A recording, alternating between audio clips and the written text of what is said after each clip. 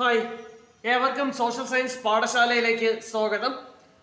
PSC പരീക്ഷകൾക്കും KTET, CTET, set തുടങ്ങിയ അധ്യാപക യോഗ്യതാ പരീക്ഷകൾക്കുമുള്ള സോഷ്യൽ സയൻസ് കറണ്ട് അഫയേഴ്സ് പാഠഭാഗങ്ങൾ ഏറ്റവും എളുപ്പത്തിൽ മനസ്സിലാക്കുവാനായി സോഷ്യൽ സയൻസ് പാഠശാല എന്ന ഈ ചാനൽ സബ്സ്ക്രൈബ് ചെയ്യുക, ഷെയർ ചെയ്യുക. സ്വാതന്ത്ര്യാനന്തര ഇന്ത്യ എന്ന പാഠഭാഗവുമായി ബന്ധപ്പെട്ട് PSC മുൻപ് ചോദിച്ച ഏതാനും ചില ചോദ്യങ്ങളും അവയുടെ അനുബന്ധ വസ്തുതകളും ഈ വീഡിയോയിൽ നമുക്ക് മനസ്സിലാക്കാം. ഏവർക്കും ക്ലാസ്സിലേക്ക് സ്വാഗതം. സംസ്ഥാനങ്ങളുടെ രൂപീകരണവുമായി ബന്ധപ്പെട്ട് 1953 ഡിസംബർ മാസം 22-ാം തീയതി രൂപീകൃതമായ കമ്മീഷനാണ് സ്റ്റേറ്റ് റീഓർഗനൈസേഷൻ കമ്മീഷൻ അഥവാ സംസ്ഥാന പുനഃസംഘടനാ കമ്മീഷൻ. ഈ കമ്മീഷൻ 1955 റിപ്പോർട്ട് സമർപ്പിക്കുന്നത്. 3 അംഗങ്ങളായിരുന്നു സംസ്ഥാന പുനഃസംഘടനാ കമ്മീഷനിൽ ഉണ്ടായിരുന്നത്.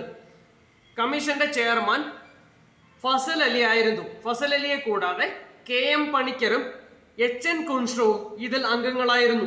സംസ്ഥാന പുനഃസംഘടനാ കമ്മീഷന്റെ റിപ്പോർട്ടിന്റെ അടിസ്ഥാനത്തിലാണ് 1956 ഇന്ത്യയിൽ 14 സംസ്ഥാനങ്ങളും 6 കേന്ദ്രഭരണ പ്രദേശങ്ങളും നിലവിൽ വന്നത്.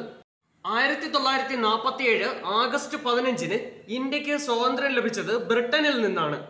ബ്രിട്ടീഷുകാർ ഇന്ത്യ വിടുമ്പോഴും ഇന്ത്യയിൽ 2 യൂറോപ്യൻ ശക്തികൾ ഉണ്ടായിരുന്നു. അവരാണ് പോർച്ചുഗീസുകാരും ഫ്രഞ്ചുകാരും. പോർച്ചുഗീസുകാരെ ഇന്ത്യയിൽ നിന്ന് തുരത്തുവാനായി 1961 ഓപ്പറേഷൻ വിജയ് എന്ന സൈനിക നീക്കം നടത്തേണ്ടി വന്നു.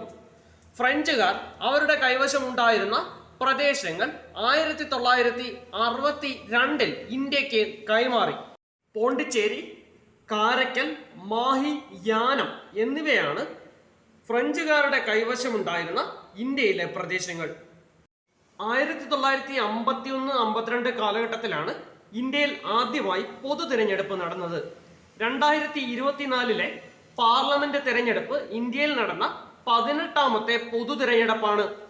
ഇന്ത്യയിലെ ഉന്നത വിദ്യാഭ്യാസവുമായി ബന്ധപ്പെട്ട വസ്തുതകൾ പഠിച്ച് റിപ്പോർട്ട് സമർപ്പിക്കുവാനായി 1948 സർക്കാർ നിയോഗിച്ച കമ്മീഷനാണ് രാധാകൃഷ്ണൻ കമ്മീഷൻ. ഈ കമ്മീഷനെ യൂണിവേഴ്സിറ്റി എഡ്യൂക്കേഷൻ കമ്മീഷൻ എന്നും അറിയപ്പെടുന്നു.